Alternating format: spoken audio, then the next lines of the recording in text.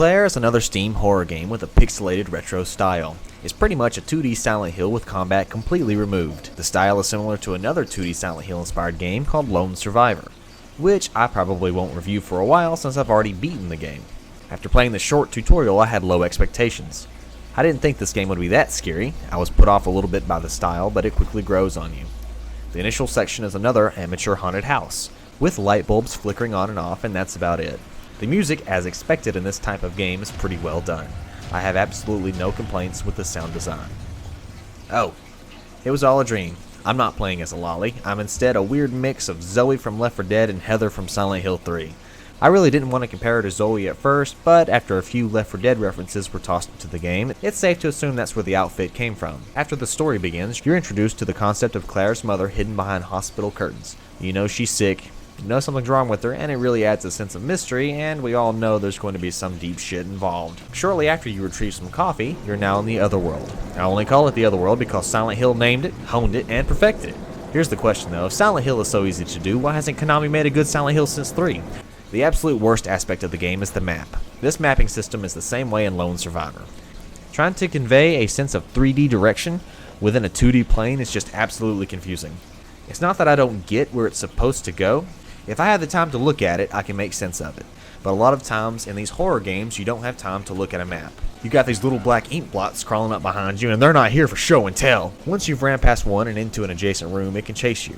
It takes a moment to break the door, so you've got time to find a hiding spot or run into the next room, which resets the chase. Most of the time, this isn't very frightening. It's just an inconvenience, since they don't hit too hard. Not to mention they aren't scary. Holy shit, that's terrifying. However, once you get into the wee hours of the night and you're lost amongst an endless maze of locked doors and rusty hallways, it can start getting to you. And that's good enough for me to give an indie horror game a pass. Hey, did you guys know that a drowning person is said to be undergoing voluntary apnea, choosing not to breathe? Lack of oxygen to the brain causes a sensation of darkness closing in from all sides. The pain of a drowning person is mixed with an odd incredulity that this is actually happening. The body and the mind do not know how to die gracefully. The process is filled with desperation and awkwardness. So this is drowning, a drowning person might think. So this is how my life finally ends. Yeah, it's an inescapable death trap. There's more to just running and jumping from monsters though. You also find other lost souls who need your help. Most of the time they just want you to bring something back to them so their soul can move on. This is where the game's dialogue is pretty great. Each little character you meet is kind of cool in their own way. Like this old lady with Alzheimer's. She needs her locket back so she can see her family one last time. She's at the end of this particular level, and once you free her soul, there's nowhere else to go but the elevator. What? Are you serious? I fell for it again? Those mother... I have reached a serene calm and accept my fate. For are we all not but players on a stage, waiting for our individual entrances and exits? For I now know why the sad clown cries, and my mind's eye is open to infinite possibilities. There are some clever puzzles in the game, and they aren't that difficult. This one I couldn't even find a hint to, but I figured I could just brute force these valves. If I left the one on the left in one spot, I could just turn the one on the right over and over and over, and if that didn't work in one rotation, move to the first one and fix it. I was honestly surprised when it worked. Anyways, I never did figure out exactly what happened to Claire's little brother Ethan, who's brought up throughout the game. One time my ghost dad talked to me and I had no idea what he was trying to tell me, and a few times it showed my mother, and I never really understood what happened to her. At the end of the game, you're judged on how many people you saved, to see if you yourself are worth saving.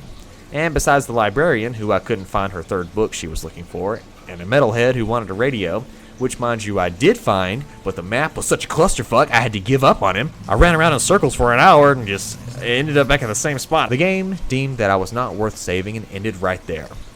So that's my impression of the story. I saved a bunch of people. I never really did figure out what happened to Claire, besides that I may or may not have slit my wrist, but if that's the case, then why was I even pretending to be at the hospital?